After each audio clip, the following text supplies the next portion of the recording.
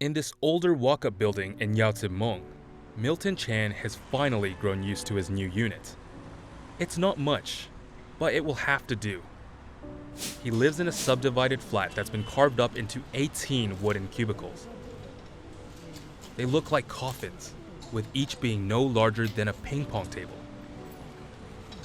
What would it be like to live in one of these tiny spaces? Milton is one of 220,000 Hong Kongers living in cramped and claustrophobic subdivided flats. Milton can only afford the smallest of places. In Hong Kong, living spaces are measured in square feet.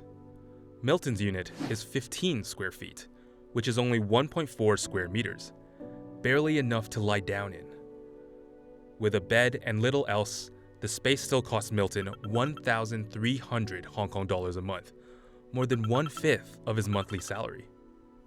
It's so small that inmates at Hong Kong's Stanley Prison have more space.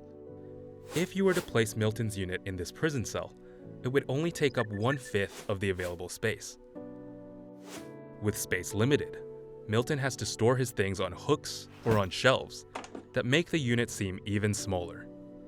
Luckily, being on the bottom bunk means extra space for storage boxes underneath his mattress. 17 others live in stacked spaces in a flat that measures 400 square feet. A single air conditioner is used for ventilation, far from enough to air out the narrow corridors between units. Everyone here shares 2 toilets and a communal kitchen, kept clean by one of the tenants paid by the landlord. The wooden enclosures have sliding doors that offer some semblance of privacy from other tenants, but they do nothing to block out sound. Milton is often annoyed with the woman who lives above him, who plays loud videos late at night. But despite the poor conditions, Milton still prefers this unit to his last place, a cage home around the block. He moved out when his rent and utilities rose suddenly. By the end, Milton was paying close to 2,000 Hong Kong dollars a month. Not only was it more expensive, it was also a square foot smaller, with no space under his mattress. He ended up having to store things on his bed, giving him no space to fully extend his legs. Wire mesh was used as walls, which meant zero privacy. The layout of the place was similar to his current one, with 24 units. But in this flat, no one was paid to clean the facilities, so the 2 toilets and kitchen were nearly unusable. Milton's experiences represent the most notorious of Hong Kong's shoebox housing, brought about by being the most expensive property market in the world. A nano flat only slightly larger than the average parking space would cost you a few million Hong Kong dollars, at an average of 25,500 Hong Kong dollars per square foot. But why the outrageous costs? It's because there's not enough land to supply the city's population, nearly 7.3 million according to the latest estimate. Only a quarter of the city is suitable for development. That's around a quarter the size of New York City, which has a population of 8.8 million.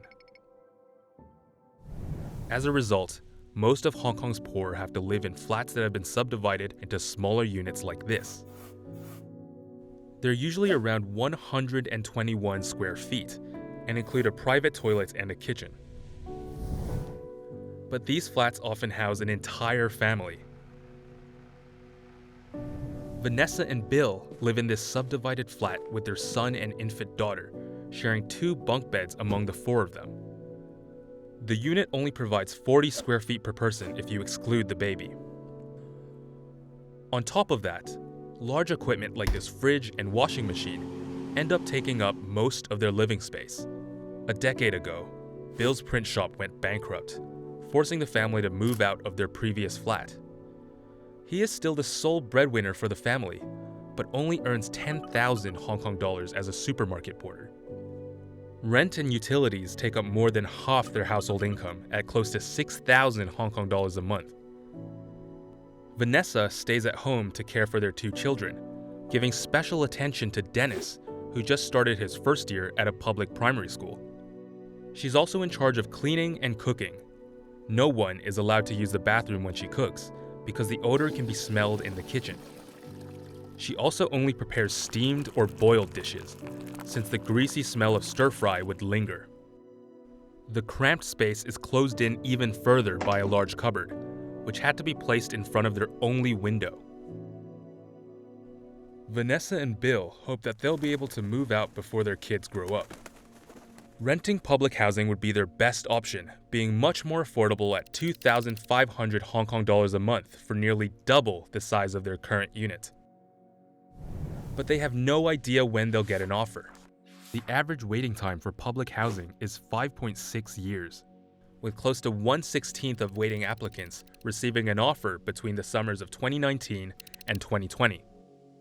The Hong Kong government has said that increasing the housing supply is a priority. The target is to end subdivided housing by 2049, but that's more than 2 decades away.